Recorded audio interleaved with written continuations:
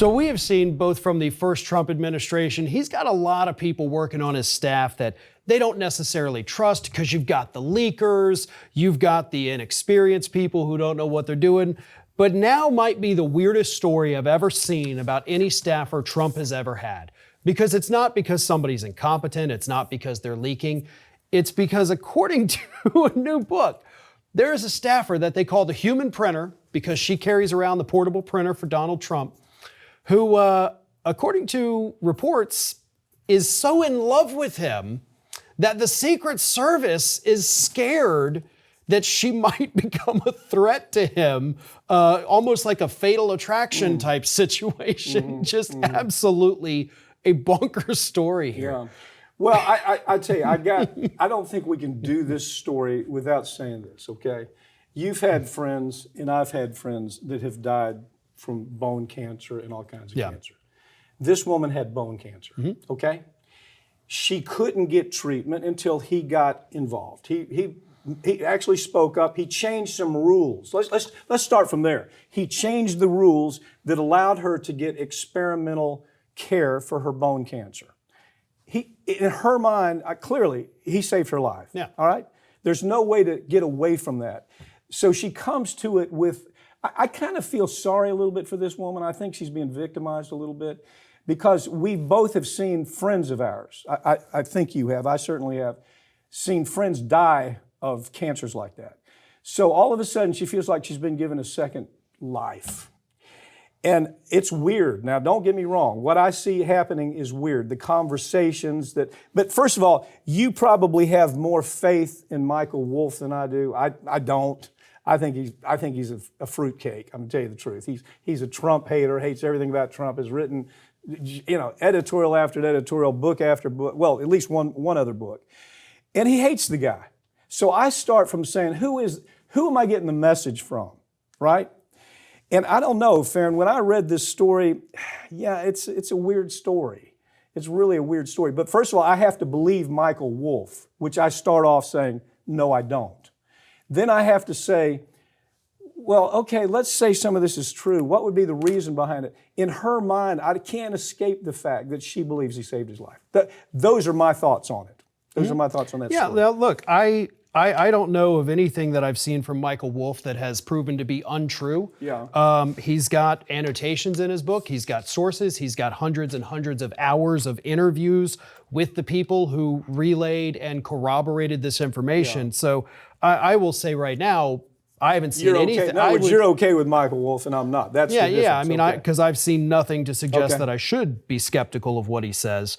But we are in this situation where the Secret Service has expressed, because she writes letters to, I don't know if she gives them to him or not, but they are letters that go beyond just the, hey, thank you for saving my life. It has morphed almost into, what is it, Florence Nightingale? No, actually the opposite of that, I guess, kind of. Because you saved my life and now I'm infatuated with you in a way that the Secret Service is saying, you know what? We're a little scared of this. We don't like this, but if even a little bit of it's true, I would agree with you. It's an infatuation. I mean, we can both agree with that. Let's say that Wolff got it half right. I'd still have to say, yeah, that's a weird infatuation. But it also seems like the kind of thing that, okay, do we have a staff therapist? I know we've got staff doctors at the White House. Maybe if this is the truth, the Secret Service could say, hey, doc, do us a favor. Can you just talk to her? Maybe let's flesh this out, because if they think it's a genuine threat, then they're not doing anything about it. That's what's weird, okay? Because if they think it's a genuine threat, wouldn't something have been done? The Secret Service typically does not just say, wow, man, this is trouble, and then they leave. That struck me too. See, Michael Wolff says this has happened. I haven't seen any official, we're going to put her, she's on any kind of be of danger list, be concerned about. So I don't know, man. I just have never trusted the guy. Maybe he's indexed it. Maybe he's done everything that satisfies you. I think he's a little bit of a loose cannon, but it's just where people disagree. That's the great thing about this show. You and I can disagree or agree, and we still can do a show. Okay, listen. We started off in New York Times, right? We started off with polling and all these problems. What about this Lichtman? what happens to this guy? This Nostradamus, he calls him right. Well, look what he's called right. Now, there's an interesting edge to the Lichtman story I think everybody's missing. The guy is absolutely a Democrat, hardcore Democrat. Listen to him talk. Watch the videos of him when he's watching the election returns. It's killing him that the Democrats are losing. Now, what are the elections he's called? Obama twice, right? Democrat. I think everybody called that correctly. Yeah, I think it was he did. difficult to get that but wrong. The point is, he is an ideologue. Right. And why the hell the media hasn't figured out they've made him into some kind of Nostradamus. He was so far off on his 13 points. You and I tried to analyze the 13 points one time, and we're scratching our head thinking, well, hell no. Yeah. What? Well, he is now, I guess the new, we'll call it Nate Silver. Because Nate Silver rose to prominence because in the 2012 election, just in the 2012 election, by the way, he was right. His prediction, Obama's going to beat Mitt Romney, which, again, we predicted, everybody else predicted, but he predicts it and everybody's, oh my God, he's the smartest man alive. Yeah. So now he gets his own company, he's making tons of money. He's missed every election since then, including this one, because the Monday before Election Day, he shifted his forecast and said, nope, Harris is going to get it. So yeah, Lichtman, I think, is a fool. But let's also make sure that we point out that Nate Silver has pretty much been wrong, other than the one time he was right. I'm with you. The only thing I can look at is Rasmussen. I mean, they get much criticism they get. They did a hell of a job calling this election. I mean, look, New York Times, wrong. YouGov, wrong. The Hill, wrong. Washington Post, wrong. Reuters, wrong. AP, wrong. Everybody got it wrong, but not just the national race. To me, the biggest standouts were Texas and Florida, the Senate race. Because Ted Cruz, according to all these polls, man, he is neck and neck with Colin Allred. We're turning Texas blue. Right. Oh, he wins by, 10 well, points. Florida, Rick Scott, they were saying he's going to lose. That son of a bitch is gone. He wins by 13 points. Okay, let's think of who the leadership is right now. Who is pushing this stuff? Debbie Wasserman down in South Florida. Now, that's leadership. Have you ever watched this woman in an interview? This is leadership of the Democratic Party. She is in South Florida, who, oh, by the way, her area has never gone Republican, and I can't even remember when.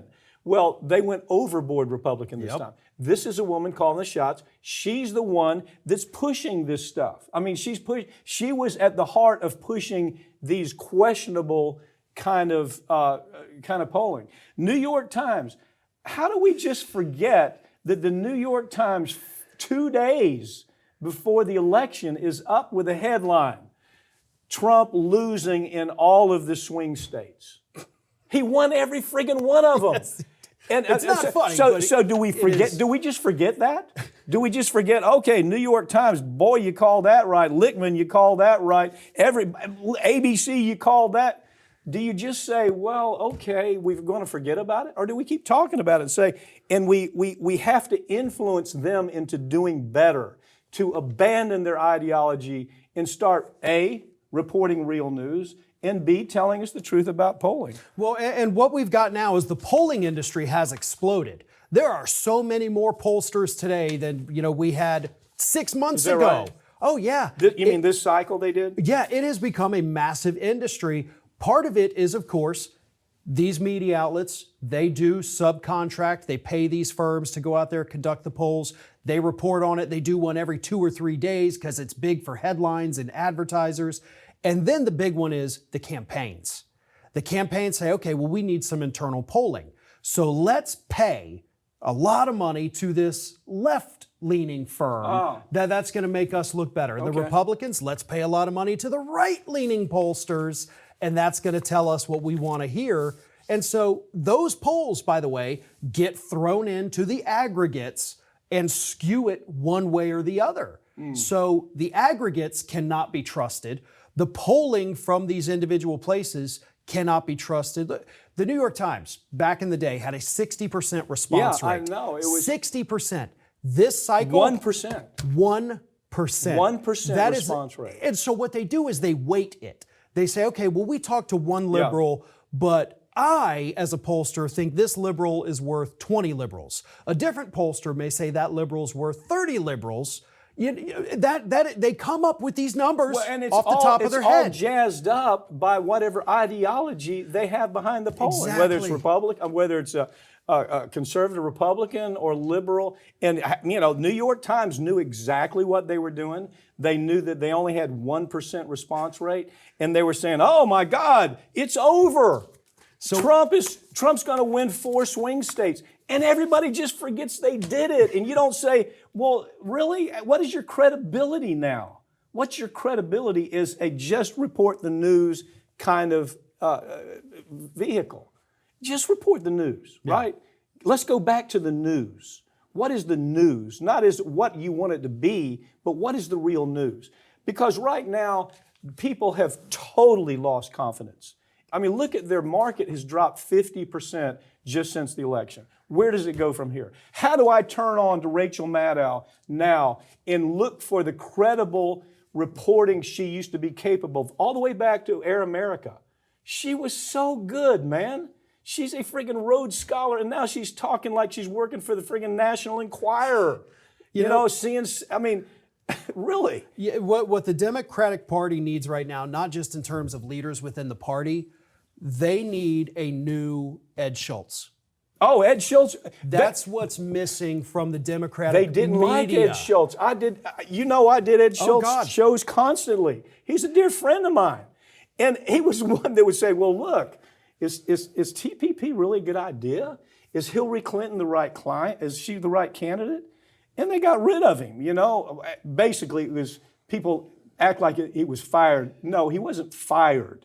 He simply was unwilling to say the bullshit that Phil Griffin, that little he was a little president nothing at the time. of a well, guy. And they tried to force him out. They screwed him over repeatedly by saying, okay, instead of being on at 7 p.m., we're moving you to 10 p.m. Right. Oh, guess what? We're moving you to 6 p.m. on Saturdays. Yes. And they screwed with his time slot so much, multiple times in 1 year. Because he made too much sense. And then they said, well, look at your ratings are trash. Yeah. Of course they're trash. You move him every other week. You know what he found out? He found out that little twit, Phil Griffin, was on the phone with the White House continually with leadership about what do you want? What should we be talking about? And that's what happened to MSNBC. It's no longer a news source. CNN is no longer a news source. They still don't get it. They're still talking the crazy shit that they've been talking about for 4 years now. Go figure.